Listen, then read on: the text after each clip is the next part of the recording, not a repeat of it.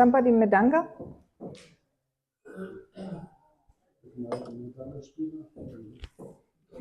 I don't use the harmonium, it makes a funny sound.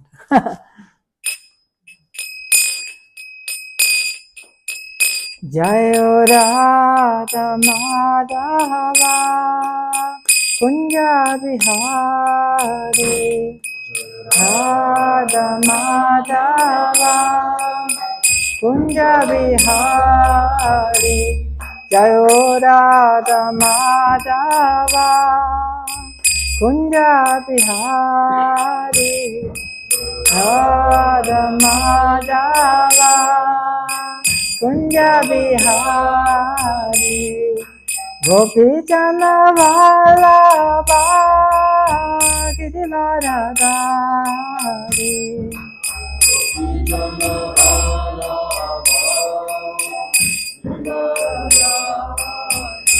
Jayo Gopi Jana Vallabha Giridharadhari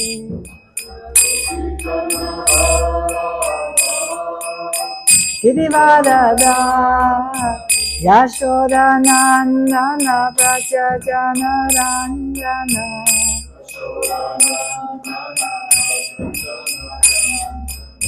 Yashoda Nandana Braja Jana Ranjana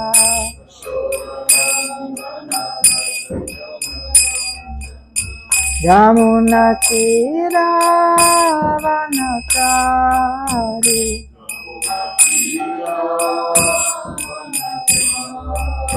Yamuna Tira Vanatari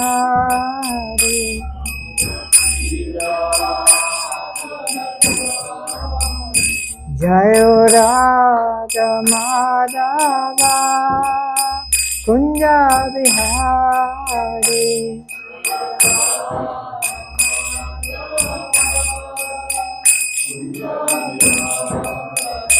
Hare Krishna, Hare Krishna, Krishna Krishna, Hare Hare, Hare Rama, Hare Rama, Rama Rama, Hare Hare, Hare Krishna, Hare Krishna, Krishna Krishna, Hare Hare, Hare Rama, Hare Rama, Rama Rama, Hare Hare, Hare Krishna, Hare Krishna, Krishna Krishna, Hare Hare, Hare Rama, Hare Rama,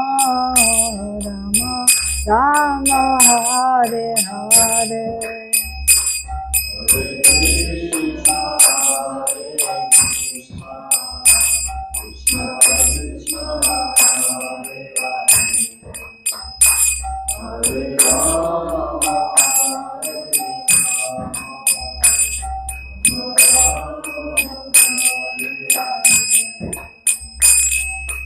Hare Krishna, Hare Krishna, Krishna Krishna, Hare Hare, Hare Rama, Hare Rama, Rama Rama, Hare Hare, Hare Krishna, Krishna Krishna, Hare Hare, Hare Rama,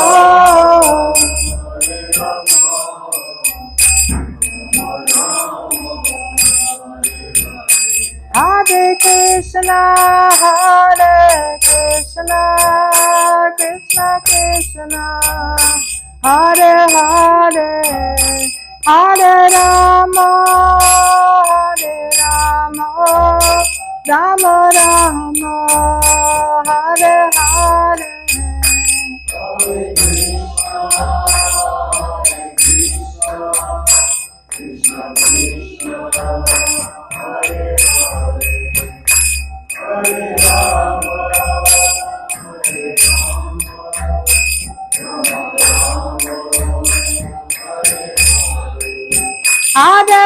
Krishna, Hare Krishna, Krishna Krishna, Hare Hare, Hare Rama, Hare Rama, Rama Rama, Hare Hare. Hare Krishna, Hare Krishna, Krishna Krishna, Hare Hare, Hare Rama, Hare Rama, Rama Rama, Hare Hare. Jaya Ho Prabhupada, Prabhupada, Prabhupada, Srila Prabhupada.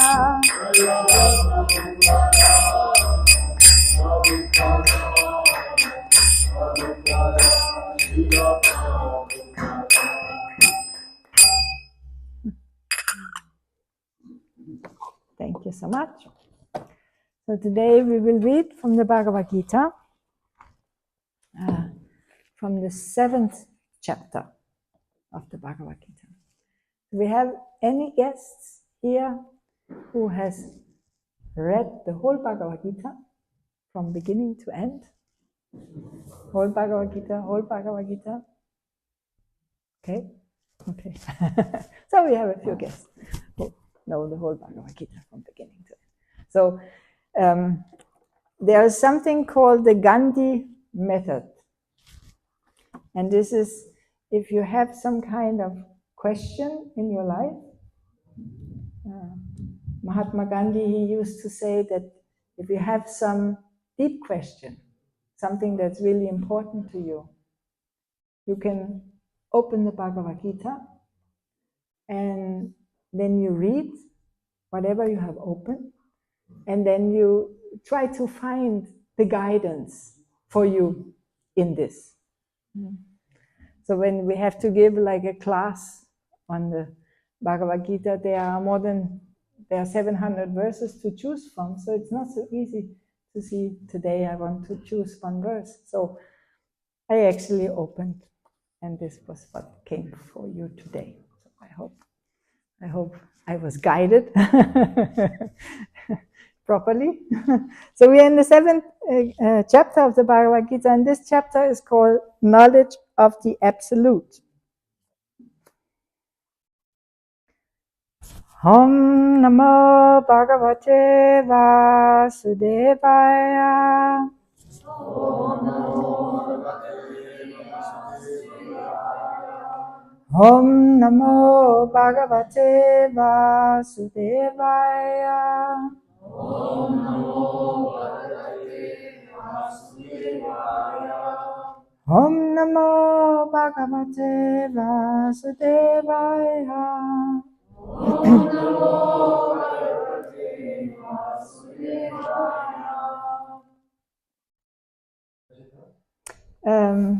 7. Kapitel, Vers 26. Vidaham samatitani vatsamadhyacharjana bhavishyani chabutani mam tu vidana kashana. Ladies?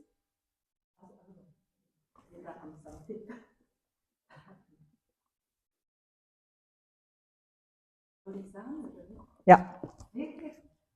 Vedaham samatitani vartamana vichachana bhavishyani chabhutani mamveda nakastana. Schön. No? Hört sich gut an. It sounds very nice. No? So actually, when we have the class in the morning, we have the verse written on the board, and we keep repeating for some time, so that everybody gets the vibration of the Sanskrit. This is Bengali, but everybody gets the vibration. So, because the Bhagavad Gita, it's sung, so it's the vibration of the sound of God. So it's very beautiful vibration. So if you after some time feel this actually means something to me, you can even go in and try to see if you can. I mean, she didn't read it from a book, she just popped it out of thin air. Very nice.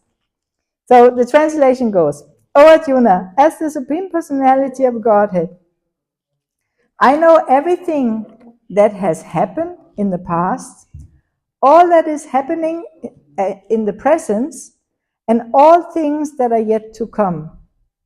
I also know all living entities, but me, no one knows.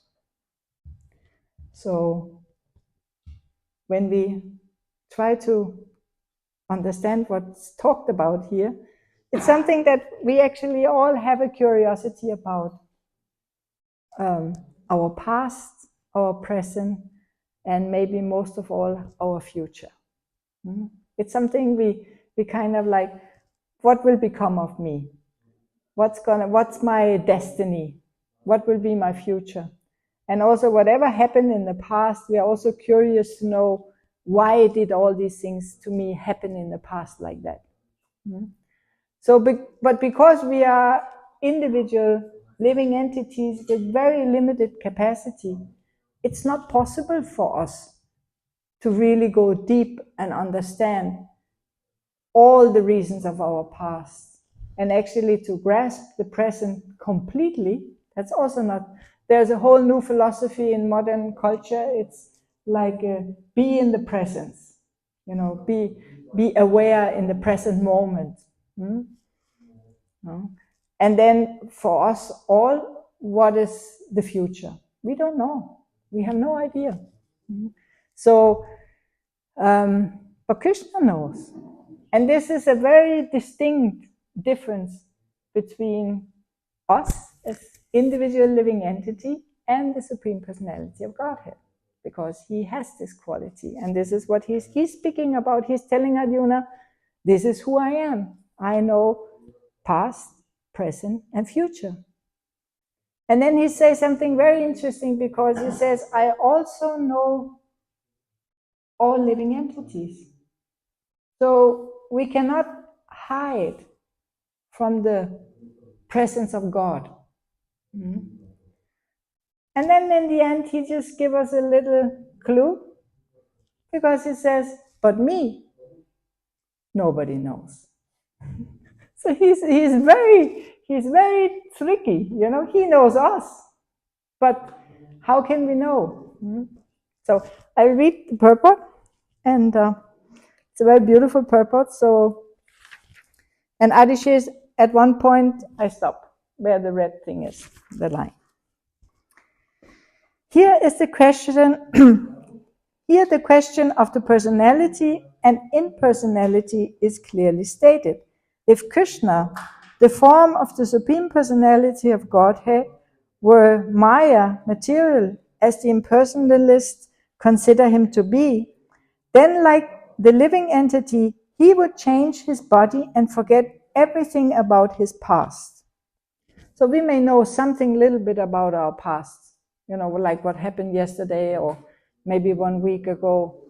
But when Krishna, he's speaking about the past here, he's speaking also about past lifetimes.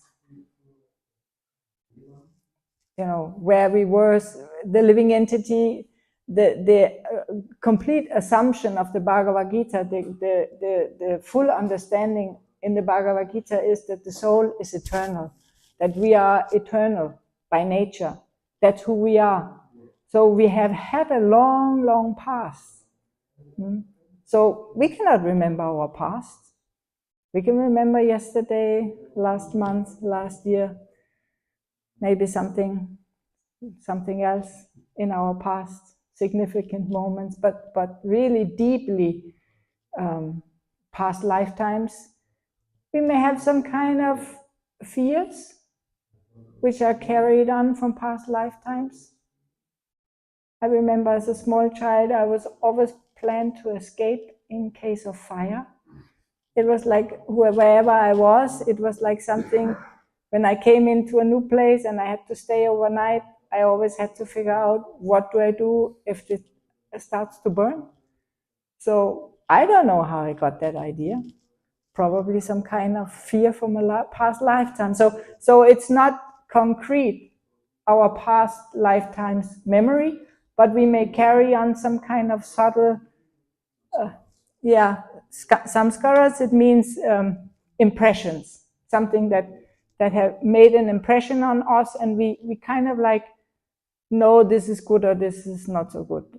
Kind of like it may guide us, even these kind of underlying motions or emotions. So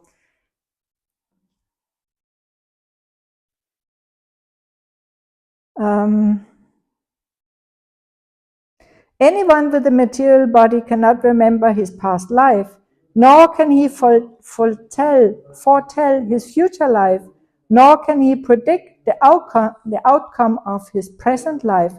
Therefore, he cannot know what is happening in the past, present, and future. Unless one is liberated from material contamination, he cannot know past, present, and future. So here Srila Prabhupada, he is speaking in the purport about there is a possibility even for the individual living entity to actually come to a level of consciousness where he can know past, present, and future. And that's when he is completely liberated from material consciousness. When he is completely on a transcendental platform where he actually is self-realized, then he can become Trikalagya. It means he can know all the 3 times, past, present, and future. So there is a possibility. If you really want to know your past, present, and future, become self-realized. That may not be the best reason to become self-realized. But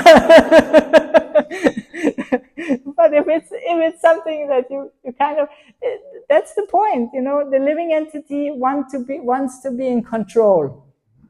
And if you know past, present, and future, then you have actually a big scope of control. Because then you can decide on a completely different way. That's maybe also why we are curious for this. So, unlike the ordinary human being, Lord Krishna clearly says that he completely knows what happened in the past, what is happening at the present, and what will happen in the future. In the 4th chapter, we have seen that Lord Krishna remembers instructing Vivasvan, the sun god, millions of years ago. Krishna knows every living entity because he is situated in every living being's heart as the supersoul. But despite his presence in every living entity as the supersoul and his presence as the Supreme Personality of Godhead, the less intelligent, even if they are able to realize the impersonal Brahman, cannot realize Sri Krishna as the Supreme Person. Certainly, the transcendental body of Sri Krishna is not perishable. He is just like the sun, and Maya is like a cloud. In the material world, we can see that there is the sun and that there are clouds and different stars and planets. The clouds may cover all these in the sky temporarily, but the coverings is only apparent to our limited vision. The sun, the moon, and the stars are not actually covered. Similarly, Maya cannot cover the Supreme Lord. So we have it's very beautiful how Srila Prabhupada always gives some kind of example that we can verify. It's easy for us to understand that there's a sun in the sky, there's stars, there's a moon, but sometimes we cannot see it. Today we cannot see much. It's overclouded. But that doesn't mean that the sun and the stars and the moon is not there. It's just covered. So the power of Maya, or the power of the material energy, it doesn't have the power to cover the Supreme, to cover God. It may temporarily be for us, from our viewpoint, we may not be able to see the Supreme directly. But it's actually us who are covered and not the Supreme. So by the whole process, what we are doing here in the temple, we are trying to kind of like uncover this energy, the material energy which cover our vision, so that we can actually see the sun, see the Supreme, eye to eye. And Krishna, he is later in the Bhagavad Gita, he's saying something very directly. Because in this verse, in the end of this verse, he was saying, me nobody knows.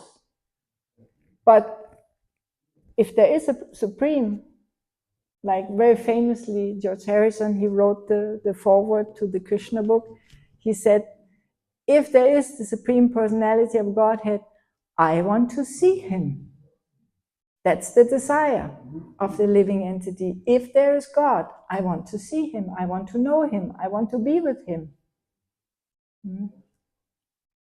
So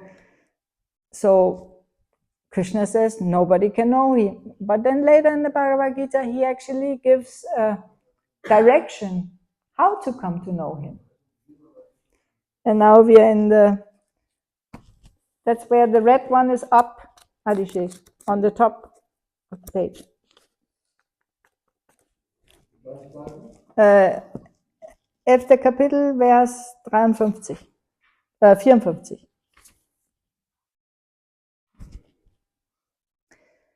My dear Arjuna, only by undivided devotional service can I be understood as I am, standing before you, and can thus be seen directly. Only in this way can you enter into the mysteries of my understanding.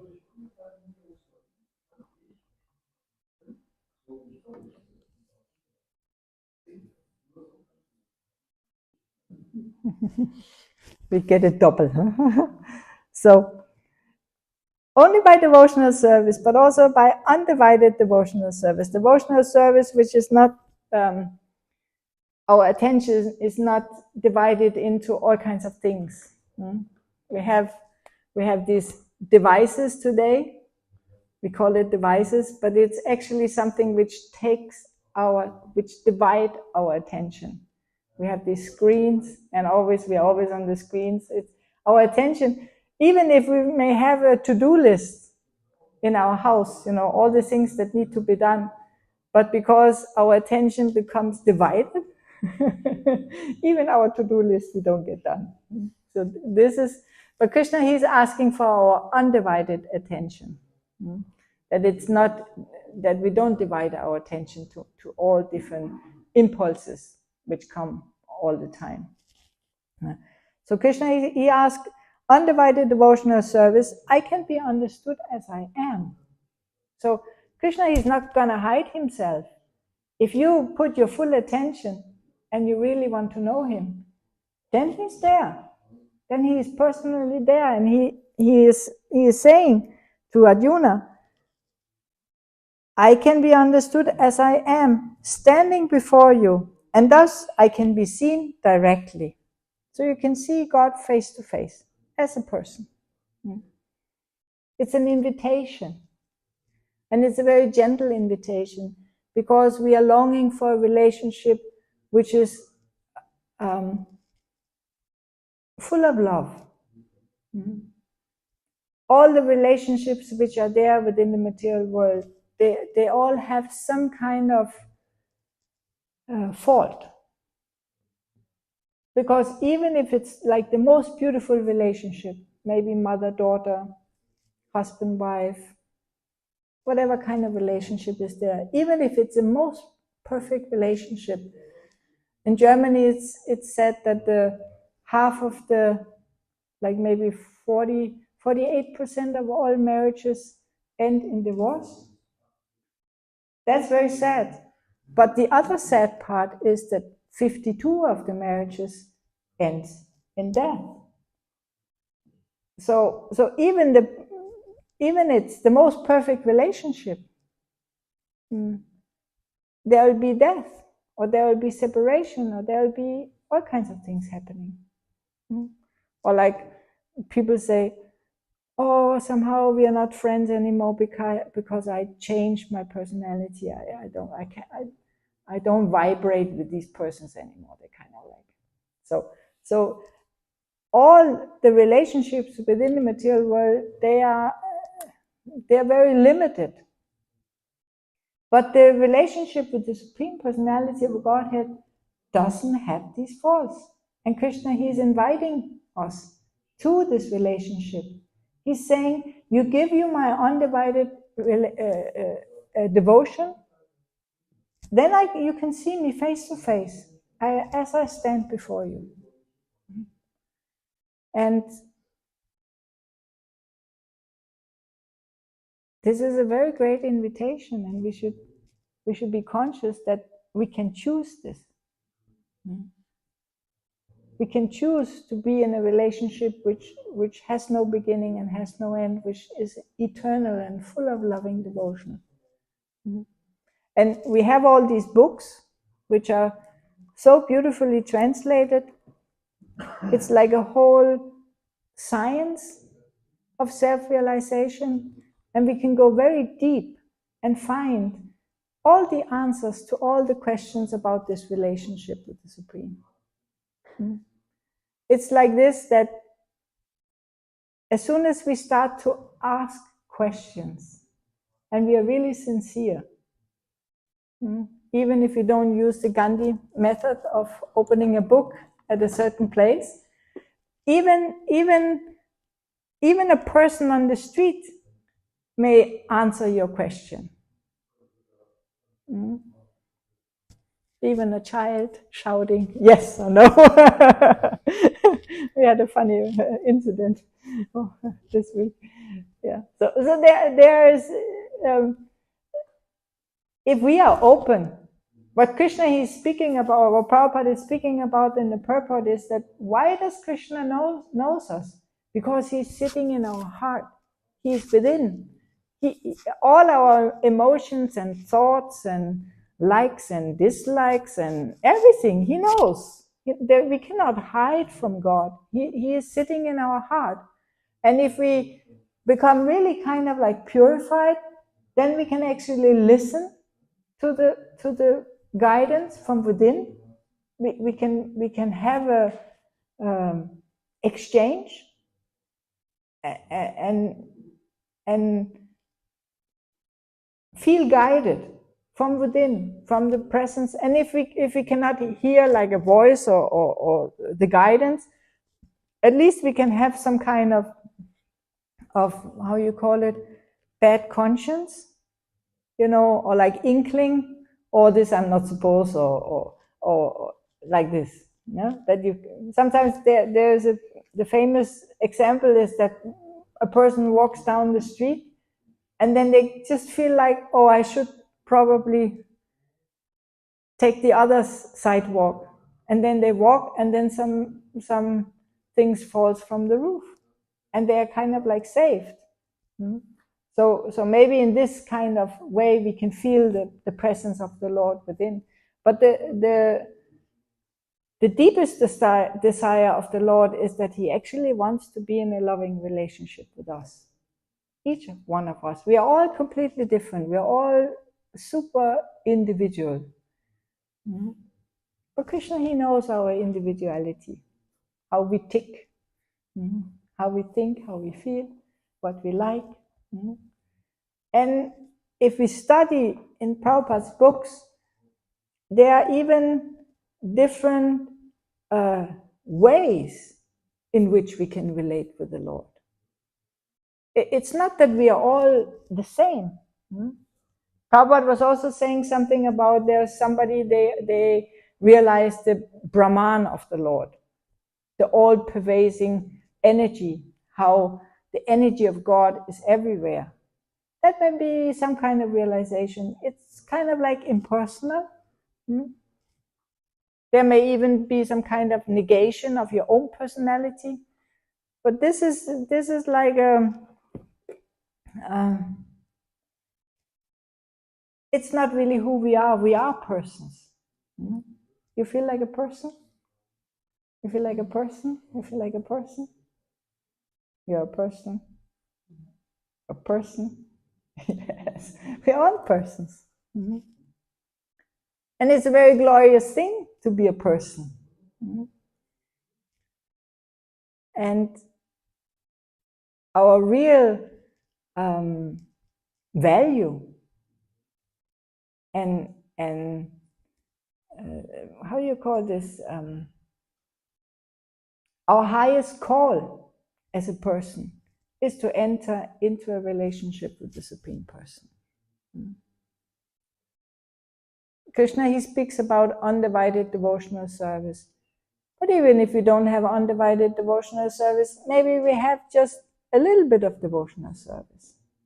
When you come every Sunday here to the Sunday feast, you may see that quite some of the guests, they bring something, some fruits, some flowers, some whatever they berries from the garden, whatever they bring, it's an act of devotion.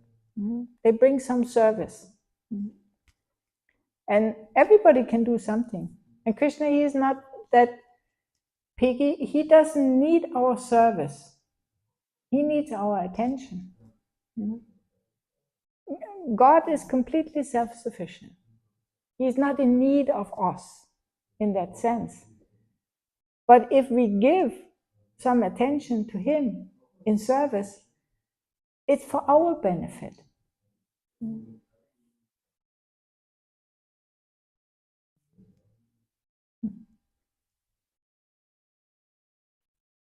We had some funny stories this week about the two persons who realized that when they actually surrendered, they actually took up some responsibility and they actually went to give service, like maybe a little more over the capacity, but then everything was taken care of.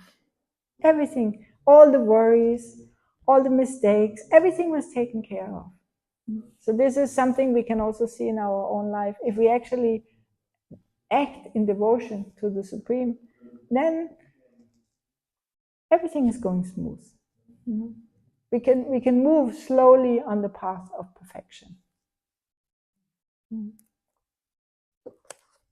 So maybe there are some comments or some questions, some discussion, some realizations on any of these points. You're welcome to say something.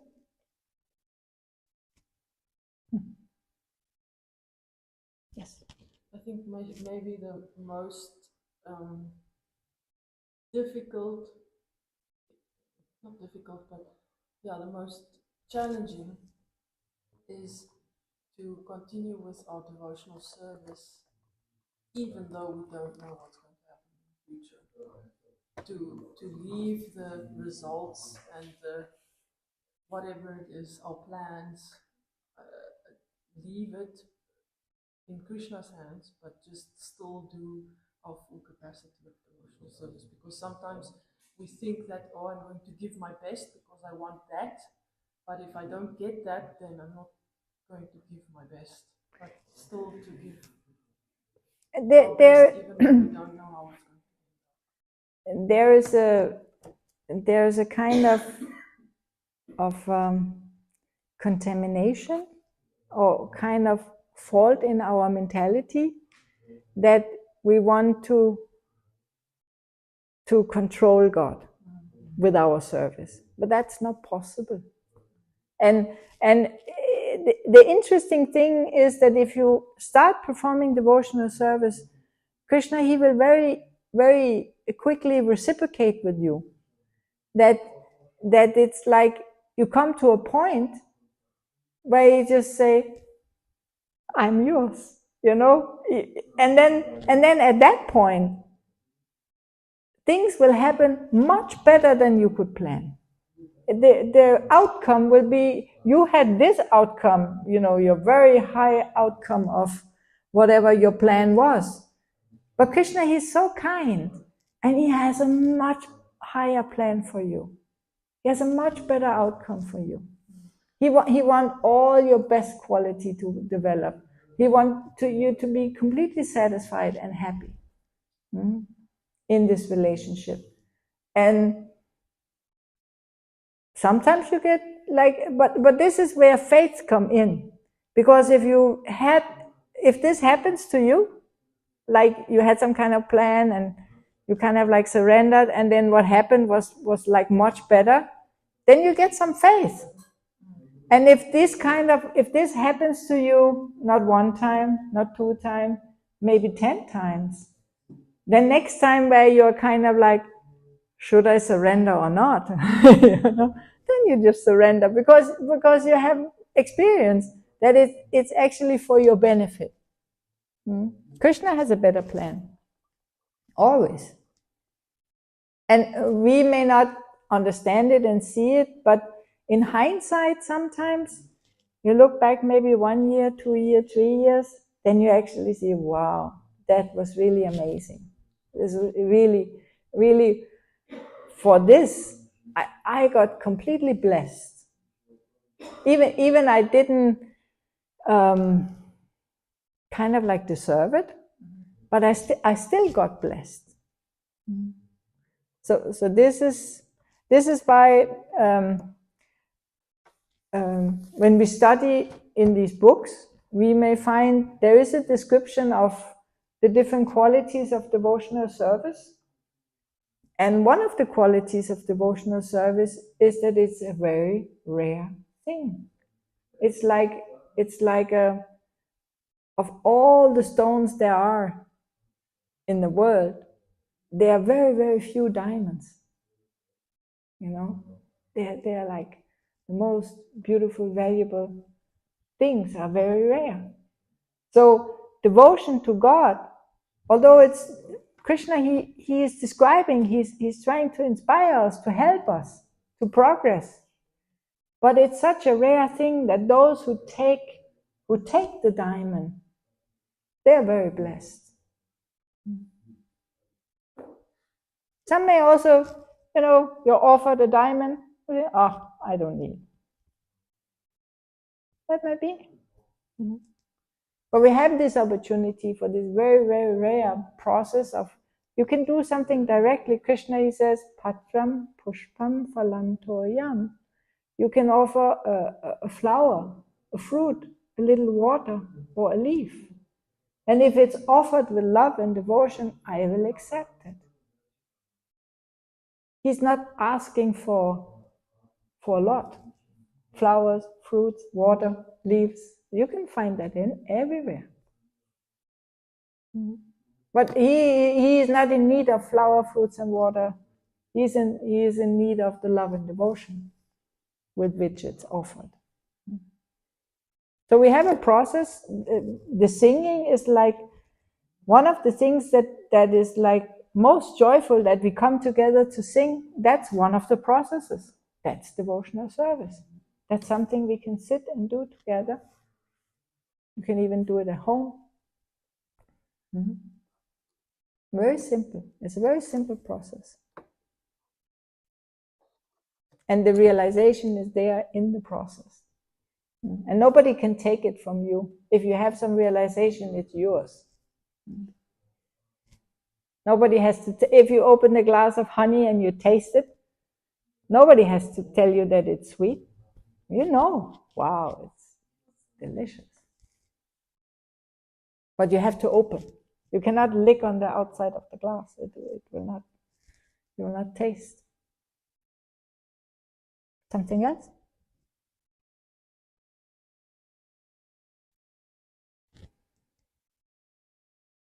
Okay. We have some candles. Everybody can come and offer a candle to Krishna. It's also devotional service to offer a candle. You can put your good wishes and your prayers in and offer the candle. And today the temple shop is open upstairs, and Krishna Karuna, who has the shop with the sweets, she will be cooking later in the evening.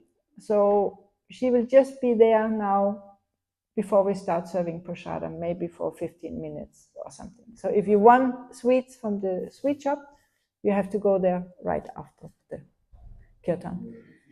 And last announcement, we have one of the girls is doing one of the programs with the European Solidarity Corps. We have always these youth things happening. And today there's a workshop where you can learn how to make your own bag. So there will be like a workshop with the youth. It starts at 4 o'clock in the pizzeria. So some sewing thing and some. 4. Ja. Ja. In pizzeria. In der Pizzeria. In the next building. Yeah. Yeah. Some youth program. We always have something happening. Okay, thank you. We will have a little singing and search for shadow.